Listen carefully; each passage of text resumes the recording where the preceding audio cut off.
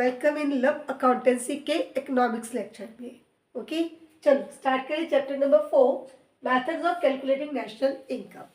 तो अगर आपको याद होगा चैप्टर नंबर 2 में हमने किया था ट्रिपल आइडेंटिटी। ओके, वो ट्रिपल आइडेंटिटी क्या थी? Value addition is equal to income generation is equal to expenditure. तो ये थे 3 methods of calculating the national income. ठीक है, so starting with the first method, that is value added method. हाँ जी बेटा जी, वैल्यू एडिशन, वैल्यू ऐड करना मतलब क्या है? याद है, ये भी ऑलरेडी किया हुआ है। वैल्यू एडिशन मीन्स किसी एक चीज की वैल्यू को इंक्रीज करना। फॉर एग्जाम्पल, आपके पास कणक है तो आपने उससे आगे कुछ भी बनाया। फॉर एग्जाम्पल सॉरी, आपने उससे आगे केक बना दिया, ठीक है, बिस्किट बनवा लिए, तो वो क्या हो गया? वो उसकी वैल्यू को ऐड करना, उसको बढ़ा दिया हमने, है ना, तो उसकी कॉस्ट इंक्रीज हो गई, है ना, तो वो है value added method. Now what the formula is? Sales minus intermediate consumption. ठीक है, साथ में मैं एक चीज और लिख रही हूं, in case all the stock is sold। ठीक है, तो सेल्स में से अपना इंटरमीडिएट कंजप्शन निकाल लो। मतलब इंटरमीडिएट कंजप्शन आईसी क्या है? This is purchase of raw material. ठीक है, जब हम वैल्यू ऐड कर रहे हैं बेटा, मैंने आपसे बोला कणक से आपने कुछ भी आगे आटा, आटे से आगे आपने बिस्किट बना दिए, है ना, तो वो जो आपकी कणक की कॉस्ट थी या वो आटे की कॉस्ट थी, फ्लोर की कॉस्ट थी, उसको हम एक्सक्लूड कर रहे हैं। इंटरमीडिएट कंजप्शन यानी कि रॉ मटेरियल को बीच में से माइनस कर दो। ठीक है, तो वो क्या बचेगा? Value addition. फॉर एग्जाम्पल, आपने सेल की ₹500 के बिस्किट्स, ठीक है, और जो उसमें लगा था मैदा, आटा, फ्लोर, जो भी लगा लो, the cost of that was ₹200। ठीक, तो वैल्यू एडिशन कितने का हुआ? ₹300 का। Is it clear now? Sales कितने की सेल की, इसमें से रॉ मटेरियल का खर्चा माइनस करो, इसकी इतनी वैल्यू इंक्रीज हो गई। ठीक है, that is the value added method. Now second thing, in case stock सारे का सारा सेल नहीं हुआ, there is some stock left unsold. Normally होता भी यही है, सारा सामान तो किसी का भी सेल नहीं होता, कुछ ना कुछ बच जाता है ना।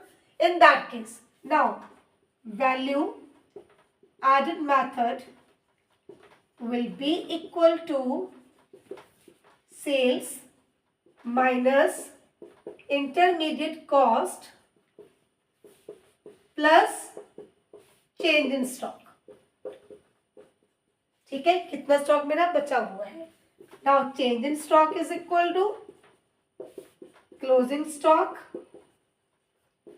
Minus opening stock. पहले आप इसका फॉर्मूला ध्यान से समझ लो, ठीक है, उसके बाद क्या चीजों का ध्यान रखना है इसको सॉल्व करते हुए वो करेंगे।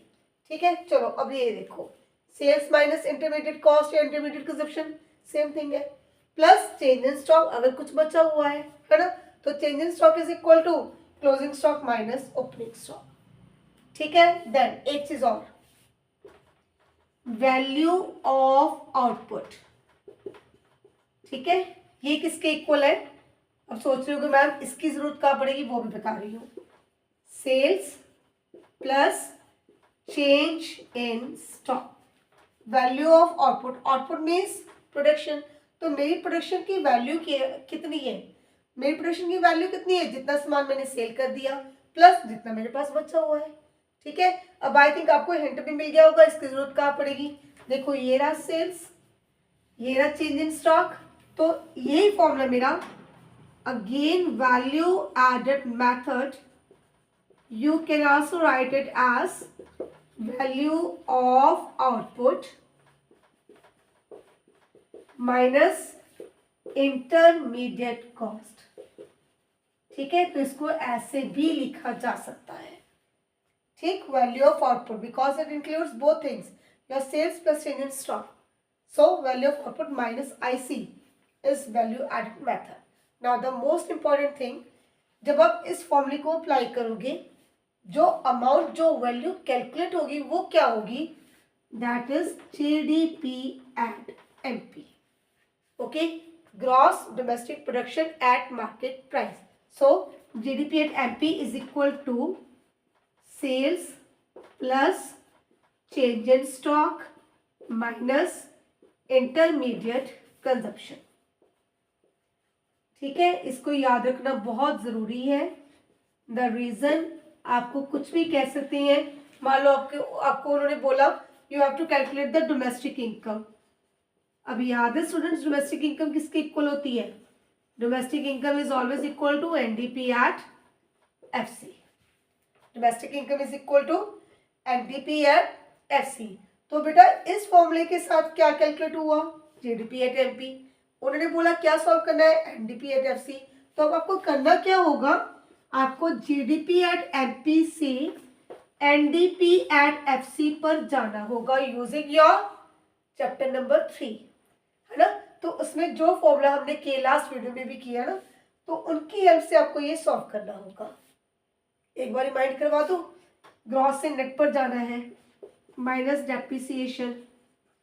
ठीक है, after that DP is same. MP market price से फैक्टर कॉस्ट जा रहा है. ये बाजार है, मार्केट बाजार है, बाजार से मैं घर जा रही हूँ. ठीक है, तो मैं टैक्स को बाजार में छोड़ के आ रही हूँ, मैं घर नहीं साथ में लेके जाऊंगी. तो वो मार्केट की चीज़ है, मार्केट में मैंने छोड़ दिया. ठीक है, सो माइनस NIT. ठीक है, MP minus indirect tax plus subsidy. Clear है ये चीज़? बोलो. ठीक है, तो इस तरीके से आपको इसकी कैलकुलेशन करनी होगी. एक बार जब फॉर्मूला लगाया तब क्या कैलकुलेट हुआ? GDP at MP. अब इसके बाद आपको किन चीज़ों का ध्यान रखना है? फर्स्ट ऑफ ऑल बेटा ये सेल्स गिवन है. ठीक है, तो सेल्स आप डोमेस्टिक मार्केट में भी लोगे, इंटरनेशनल मार्केट में भी लोगे, है ना. तो अगर तो आपको सेल्स गिवन है, जस्ट सेल्स, तो आप मान लोगे कि इसमें दोनों है.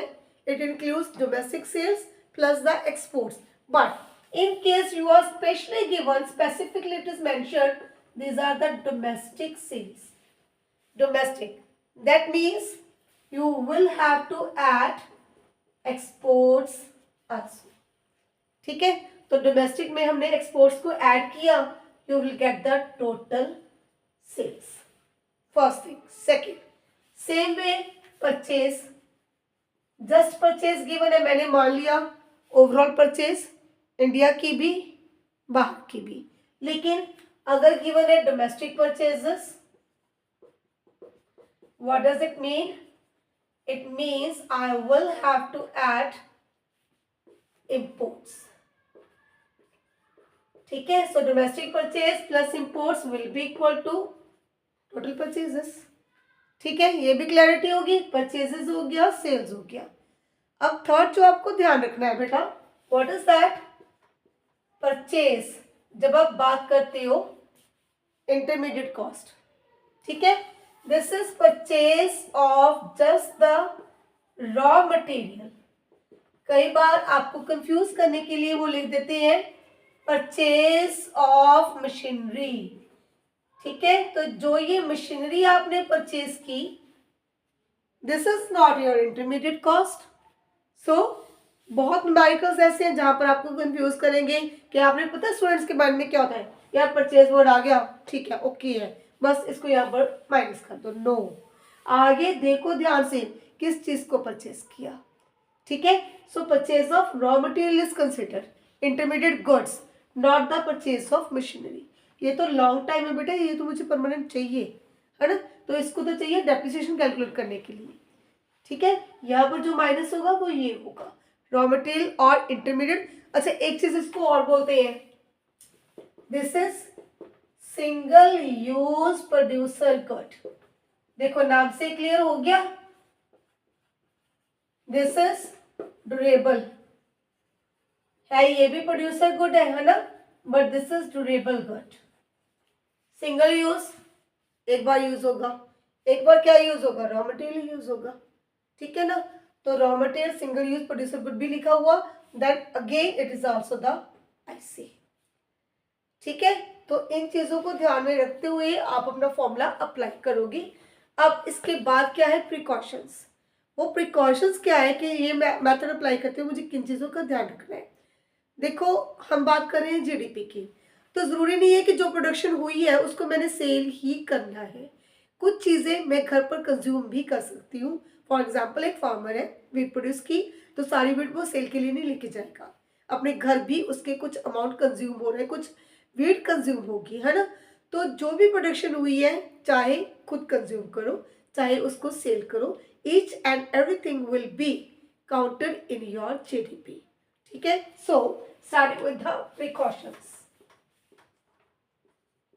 बेटा इसका स्क्रीनशॉट ले लेना, ठीक है। उसके बाद हम प्रिकॉशंस को स्टार्ट करेंगे। सो starting with the first precaution, goods produced for self consumption. ठीक है, ऑलरेडी आपको एक्सप्लेन कर चुकी हूँ कि जो कुछ आप खुद कंज्यूम करोगे उनको भी इंक्लूड करोगे। ठीक है, तो बात हो रही है GDP की, कुछ भी प्रोड्यूस हुआ, कंज्यूम किया, सेल किया, व्हाटएवर। ठीक है, तो goods produce for self consumption. अब second, goods produced for the producing unit. ठीक है, मान लो फर्नीचर की शॉप है, पर्सन खुद फर्नीचर बना रहा है ना, तो उसको खुद के लिए एक काउंटर चाहिए था, चेयर टेबल चाहिए था, बना लिया। ठीक है, अपनी शॉप में, अपनी फैक्ट्री में रख लिया, है ना। तो वो क्या है, उसने गुड्स प्रोड्यूस की, क्योंकि फॉर द प्रोड्यूसिंग यूनिट, अपनी शॉप के लिए, अपनी फैक्ट्री के लिए उसने वो सामान बनाया। अगेन द सेम रीज़न, कुछ भी प्रोड्यूस हुआ, चाहे आपने नहीं सेल किया, लेकिन वो GDP में काउंट हो रहा है। ठीक है, तो कोई भी चीज़ चाहे घर में यूज़ हुई, चाहे आपकी प्रोड्यूसिंग यूनिट में यूज़ हुई, that is included in your GDP। Okay, now third point, second hand goods. ठीक है, अब खुद सोचो और देखो, बताओ, आंसर देना मुझे कमेंट सेक्शन में। Second hand goods, should this be included? No, simple answer, no. Reason, what the reason is, बेटा जो चीज़ भी प्रोड्यूस हुई उसको एक बार काउंट करोगे। ठीक है, आप व्हीकल की एग्जांपल ले लो, बहुत बार सेल, 3 बार 4 बार भी सेल हो जाता है। ठीक है, लेकिन वो एक ही व्हीकल है ना। तो एक बार उसको प्रोड्यूस किया, जब प्रोड्यूस किया GDP में काउंट हो गया, फर्स्ट टाइम जब सेल हुआ ना। लेकिन जब वो 2 3 4 बार सेल हो रहा है, बार बार सेल हो रहा है, उसको बार बार काउंट करोगे, इट मीन्स एक चीज़ की वैल्यू ज़्यादा बार काउंट हो रही है, double counting, that should be avoided. ठीक है, सो कोई भी सेकेंड हैंड गुड है, उसकी वैल्यू GDP में काउंट नहीं होगी, बट साथ ही साथ क्या ध्यान रखोगी, commission earned on second hand good. ठीक है, जिस इंसान ने उसको सेल करवाया, उस इंसान ने आपको अपनी सर्विसेज दी। ठीक है, तो जब वो आपको अपनी सर्विसेज दे रहा है ना, तो GDP में तो दोनों चीजें काउंट होंगी, गुड्स भी और सर्विसेज भी। ठीक है, तो इस सर्विस को इंक्लूड करोगे इन GDP, सो इसका जो कमीशन है वो इंक्लूड होगा आपके GDP में। Is it clear? कोई कंफ्यूजन नहीं रहनी चाहिए। जो सेकेंड हैंड गुड, जो व्हीकल सेकेंड टाइम सेल हुआ, वो व्हीकल काउंट नहीं होगा। जिस इंसान ने सेल करवाया, उसने आपको अपनी सर्विसेज दी, बदले में वो कमीशन मांग रहा है, तो ये कमीशन GDP में इंक्लूड होगा। ठीक है, तो इसके अलग अलग 2 पॉइंट्स बना लो, आपको याद रखने में इजी हो जाएगा। फिफ्थ पॉइंट पर आ जाओ, सेल्फ कंजप्शन की गुड्स काउंट होगी। Okay, now services for self consumption. देखो मेरे लिखते लिखते कुछ माइंड में आ रहा है। सर्विसेज फॉर सेल्फ कंजप्शन, जो सर्विसेज मैंने किसी को नहीं दी, खुद कंज्यूम कर ली अपने लिए, अपनी फैमिली के लिए। बेस्ट एग्जांपल, अपने अपने आसपास नज़र डालो, आपको आपके मम्मा नज़र आएंगे। ठीक है, तो वो क्या कर रहे हैं, आपको सर्विस दे रहे हैं घर में, क्लियर, विदाउट एनी फीस, कुछ नहीं ले रहे बदले में। तो वो क्या बेटा जी, that is services for self consumption. जब आप छोटे थे, मम्मा ने आपको पढ़ाया, ठीक है, तो उसके बदले में कौन से उन्होंने फीस ली आपसे? Again services for self consumption.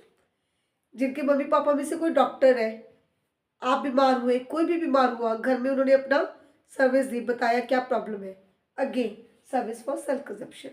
ठीक है, तो एक डॉक्टर अपने बच्चे को ट्रीट कर रहा है, एक टीचर अपने बच्चे को पढ़ा रही है, पढ़ा रहा है ना, एक मैकेनिक अपनी बाइक को रिपेयर कर रहा है, ठीक है, एक लॉयर अपना केस खुद लड़ रहा है। ये क्या है बेटा? This all are services self consumed. ठीक है, जिसके बदले में कुछ भी फीस की पेमेंट नहीं होगी। क्लियर है ये बात आपको, है ना? सो these are not included in GDP। ठीक है, एक इंटरमीडिएट कंजप्शन फॉर्मूले बी में ही इसको एक्सक्लूड कर दिया, सो नॉट इंक्लूडेड। ठीक है, इसके बाद इलीगल एक्टिविटीज, ये तो मुझे बताने की जरूरत भी नहीं है ना, इलीगल एक्टिविटीज। अब इलीगल एक्टिविटीज का भी सेम सीन है।